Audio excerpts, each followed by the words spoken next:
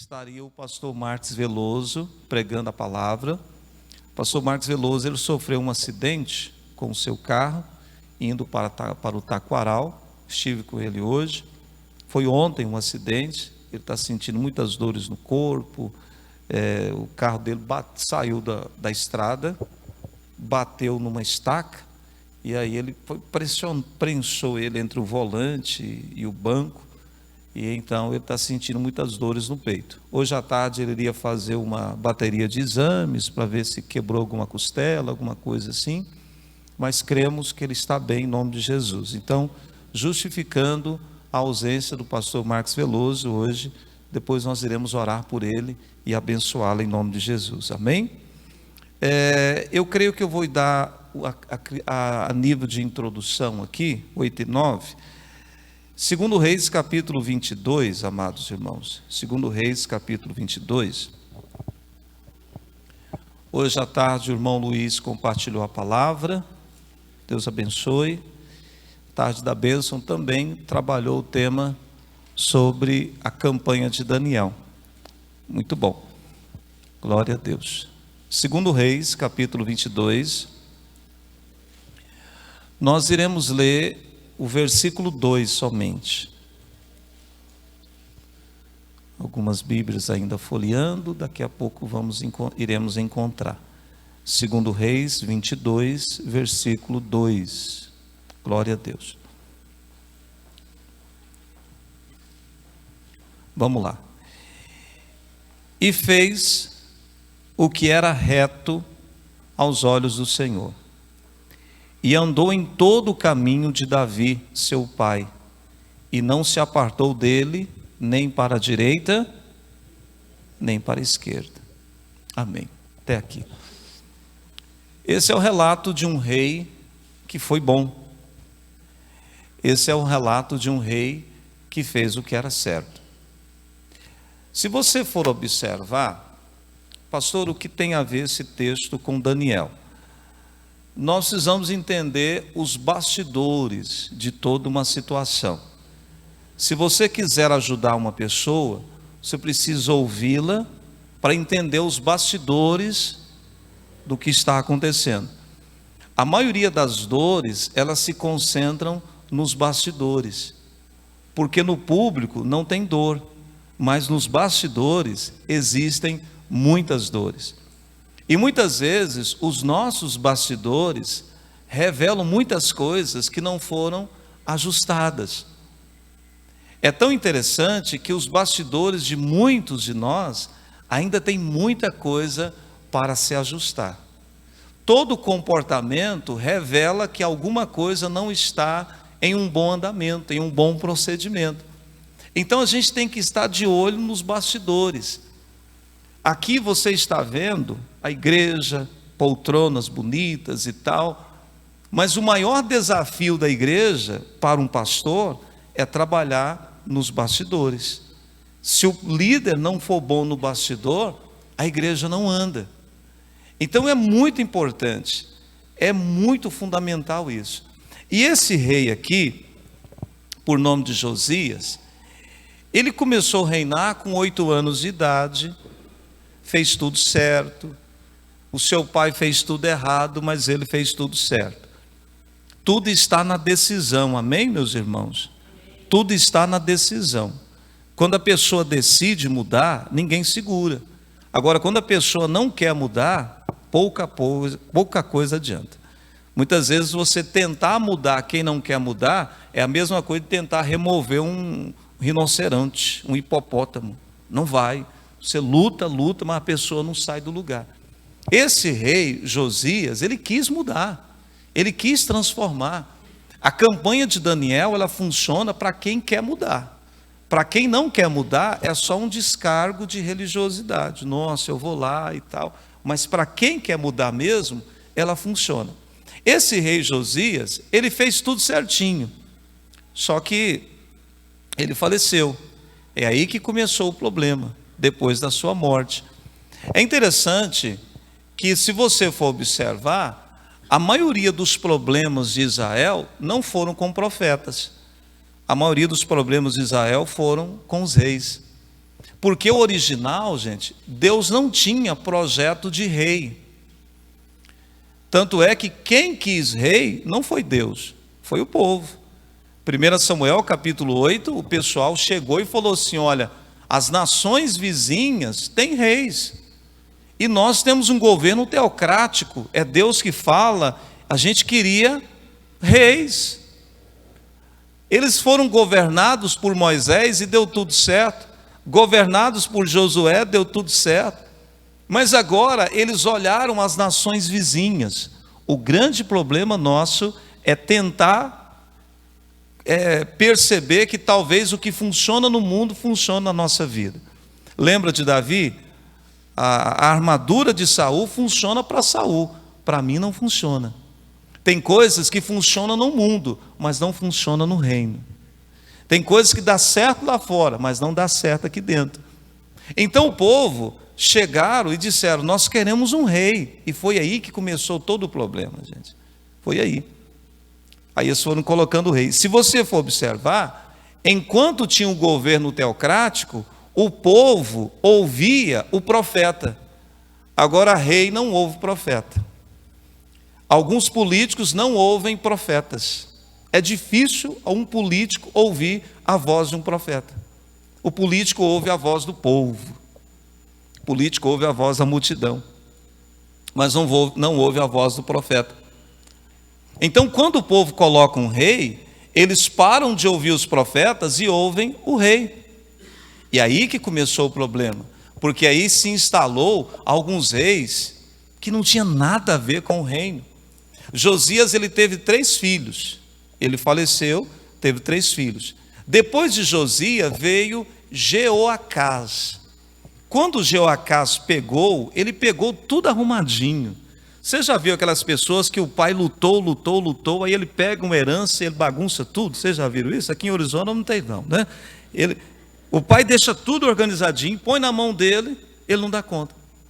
Então Jeoacás pegou, meu irmão, e fez tudo o que não podia fazer. Faraó, que governava o Egito, veio e atacou Israel. Jeoacás morreu. Aí Faraó, que era a potência da época, o que ele faz? Ele aceita e coloca no poder Eliaquim. Eliaquim, que era o segundo filho de Josias. E quando ele coloca Eliaquim, acontece algo interessante, irmãos. Preste atenção aqui para você ver. Faraó agora, ele é quem coloca Eliaquim para ser o rei. Porque agora Israel estava sob o domínio do Egito. E sabe o que Faraó faz? A primeira coisa, quando ele coloca Eliaquim, ele faz o quê? Ele muda o nome dele. Você não vai chamar mais Eliaquim, você vai chamar Jeoaquim. Mas que coisa estranha. Agora um rei de Israel, olha o que ele se submete. Porque quem mudava o nome dos governantes, dos servos de Deus, era o próprio Deus. Abrão, a partir de agora você não vai chamar Abrão, mas vai chamar Abraão. Sarai, não, Sara. Jacó, você não vai chamar mais Jacó, você vai chamar Israel. Quem mudava o nome das autoridades de Israel era o próprio Deus. Agora tem um ímpio interferindo e mudando o nome dos reis. E os reis achavam aquilo legal. É tão interessante que Eliaquim achou legal ter o nome dele mudado. Mas não mudou só o nome, mudou tudo na vida dele. É tão interessante que Daniel, quando muda o nome dele para Beltesassar, não muda nada nele. Ele continua o mesmo Daniel. Meu irmão, o mundo quer mudar a nossa identidade. O mundo quer mudar a nossa personalidade. O mundo quer influenciar a nossa mentalidade. Mas o mundo pode mudar tudo, menos a nossa mentalidade, que a nossa mentalidade é cristocêntrica. Nós somos cristocêntricos. Ainda que nós iremos ser reconhecidos nessa época como um monte de coisa, mas ainda somos cristocêntricos. Então, Eliaquim, que é o mesmo Jeoaquim, ele governa e ele agora tem o seu nome mudado e ele está muito confiante. Ele anda lado a lado com Faraó. Nossa, Faraó é amigo meu e tal e tal. Aí levanta, vocês lembram que eu falei que político muitas vezes não ouve o homem de Deus? Jeremias levanta e começa a falar: Joaquim, você tem que mudar de vida, do jeito que você está fazendo está errado, não funciona assim. Anota aí, Baruque, que era o rapaz que anotava as profecias, anota aí, e leu para Joaquim. E Joaquim falou: entre confiar no profeta e confiar no rei do Egito, eu vou confiar no rei do Egito. Pegou aquela palavra profética, pôs fogo, jogou Jeremias dentro de uma cisterna, humilhou Jeremias e não deu ouvidos nenhum. Aí não deu outro, irmão. Deus viu aquilo, reprovou Eliaquim, que é o mesmo que Joaquim, reprovou ele severamente, e então libera Nabucodonosor. Foi aí que Nabucodonosor veio, foi aí que Nabucodonosor chegou. E aí Nabucodonosor entra, como você já ouviu tudo isso, leva alguns cativos, e Nabucodonosor deixa no lugar de Joaquim para governar, porque agora ele leva um pouco de pessoas, e nessa leva vai Daniel, vai Ezequiel e tal, mas ele ainda deixa Israel muito bem organizado, ele leva só parte dos utensílios, deixa Israel funcionando e pagando tributo. Porque de início, olha, você vê o tanto que a misericórdia de Deus é grande. De início, Nabucodonosor não queria destruir Jerusalém. Ele não queria acabar com tudo. Ele queria que Jerusalém trabalhasse e pagasse tributo para ele. Então ele vai e deixa o segundo filho de Josias, por nome de Joaquim. Então sai Joaquim e entra Joaquim. E Joaquim, quando ele entra, irmãos, em 3 meses ele conseguiu fazer tudo errado. Em 3 meses, ele governou 3 meses e fez tudo errado, se revoltou, falou que era ele que mandava. Nabucodonosor ficou sabendo, é assim? Foi lá, Joaquim foi para o buraco, acabou com tudo, e ele leva mais uma leva de volta, leva mais um grupo de cativo. E ele coloca agora, Nabucodonosor agora coloca para governar Zedequias, que é o terceiro filho de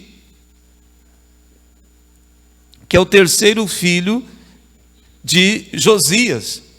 Agora Zedequias governa. Apesar de ter levado um povo para a Babilônia, Jerusalém ainda estava indo caminhando bem, irmãos. Nabucodonosor não tinha destruído o muro, Nabucodonosor não tinha queimado nada, estava tudo organizado. Mas agora o que acontece, Geise? Nesse governo, Zedequias foi submetendo ao trabalho, ao projeto babilônico. Durante 6 anos e meio, 7 anos, ele se manteve ali. Só que quando deu 6 para 7 anos, deu um estalo na cabeça de Zedequias. Ele falou assim: eu não vou obedecer Nabucodonosor coisa nenhuma. Isso aqui agora quem manda eu, não vou pagar tributo mais nenhum, e cortei as relações com Babilônia, cortei as relações com Nabucodonosor, e pronto. Puf, a notícia chegou até a Babilônia. Nabucodonosor ficou furioso. E alguns falsos profetas se levantaram e disseram: Zedequias, você vai vencer. Cuidado, irmão. Tem muito falso profeta dizendo que a gente não vai ter luta. Cuidado com esses profetas. Cuidado com esses falsos profetas dizendo: você vai vencer, tudo vai dar certo. Cuidado. Profeta que não tem exortação, só bênção. Cuidado.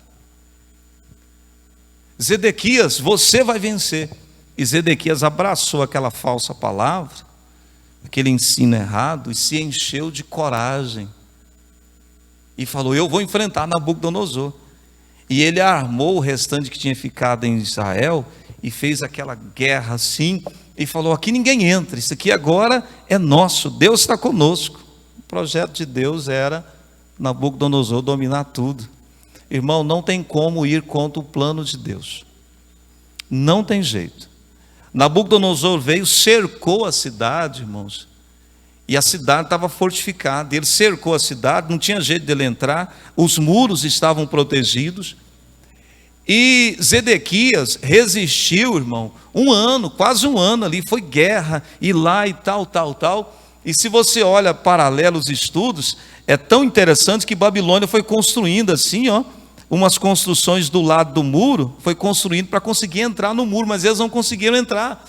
O que eles fizeram? Se eles não conseguiram entrar por cima, eles encontraram um jeito de fazer uma abertura no muro, e eles entraram. Zedequias estava protegido lá dentro, de repente os babilônicos entraram. Não sei se vocês viram aquele presente grego, quando os gregos conseguem entrar dentro do governo persa, por um cavalo falso e tal. Então eles entraram dentro da cidade. Quando Zedequias percebeu, os inimigos já estavam dentro. Muitas vezes a pessoa está tão confiante, quando ela percebe a casa já caiu, ela nem viu. É um perigo da autoconfiança. É um perigo. Quando Zedequias percebeu, o rei Nabucodonosor, os soldados deles já tinham entrado, estava tudo lá dentro. Aí foi aquele Deus nos acuda. O que Zedequias fez? Fugiu. É interessante que Nabucodonosor, ele entrou por um canal de água que entrava lá na Babilônia, assim, no muro, ele entrou assim. Zedequias fugiu, saiu correndo. Nabucodonosor mandou perseguir ele. Virou uma questão pessoal, irmão. Virou uma questão pessoal. Eu quero matar Zedequias. Virou uma questão pessoal. Zedequias fugiu sozinho, correu, deixou família para trás. Que líder é esse que abandona o povo? Zedequias abandonou. Dizem que o comandante do navio tem que morrer. Se o navio afundar, ele tem que morrer junto com o navio. Não pode abandonar. O Titanic aconteceu isso. O Zedequias fugiu, largou o povo.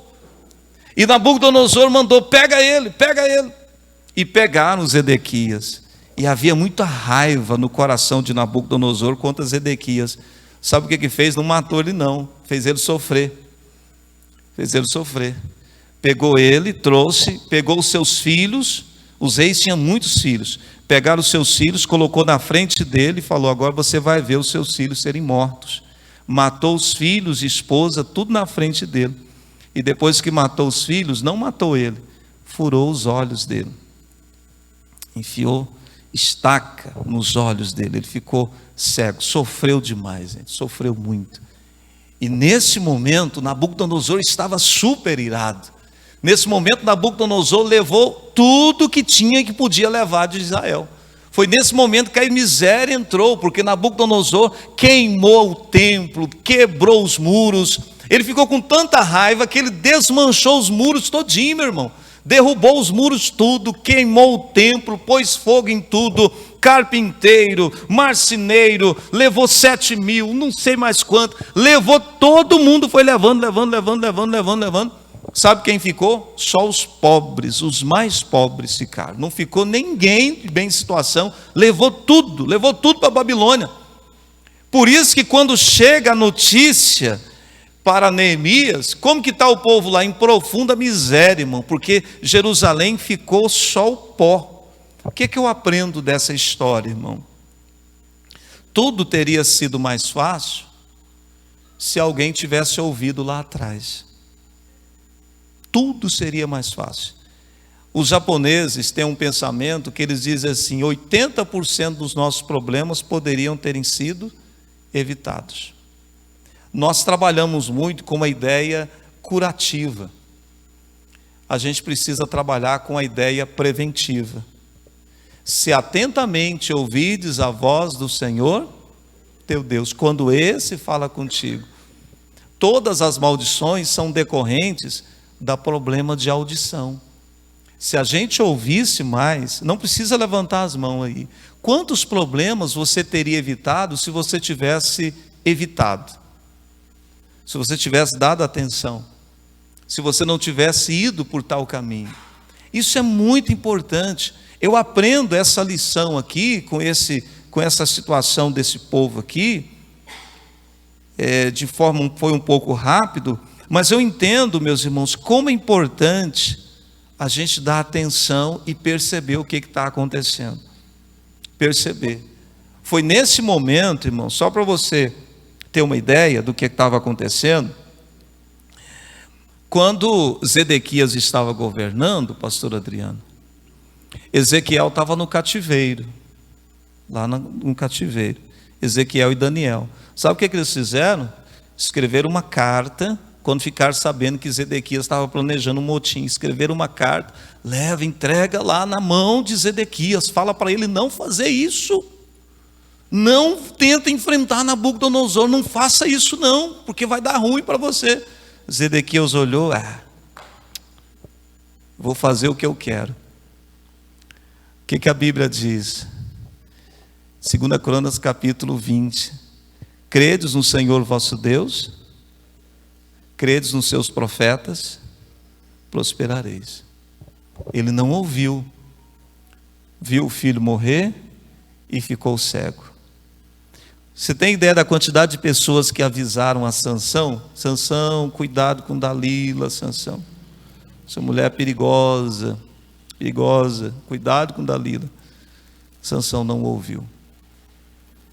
Irmãos, a Bíblia diz o seguinte: quem tem ouvidos para ouvir, Deus está nos avisando, gente. Jesus está avisando. Jesus está avisando a igreja. Jesus está avisando a congregação. É impossível. A Bíblia nos leva a entender que nós somos indesculpáveis. Ninguém vai poder se desculpar no último dia. E é interessante, 8h30, que no último dia nós seremos avaliados não pelo nosso público, seremos avaliados pelos nossos bastidores. Não há nada que esteja encoberto que não venha a ser revelado. O que vocês fizeram às escuras será mostrado em cima dos montes às claras para ser visto. Luiz hoje pregou sobre Daniel, que ele abriu a janela e orava. É tão interessante que Daniel, a vida dele era muito aberta. Daniel não escondia nada. Ele não escondia que orava, ele não escondia que era israelita, ele não escondia a sua fé. O que Daniel era isolado, ele era em público. Ele não era duas pessoas, ele era uma pessoa. Ele era o mesmo, diante do rei ou diante dos seus amigos, a mesma pessoa. Irmãos, o nosso desafio é ser a mesma pessoa, dentro de casa, lá fora, onde você for. Onde você for. Que Deus nos dê a graça, irmãos, de orar com a janela aberta. Amém, meus irmãos? De orar com a janela aberta. O que eu sou aqui na igreja, eu sou lá fora. O que você é em casa, você é lá fora. O que a gente é aqui, a gente é ali, a mesma pessoa, mesma pessoa. Isso faz total diferença na nossa vida, meus irmãos. Que Deus nos abençoe. Vamos ficar de pé. Em nome de Jesus.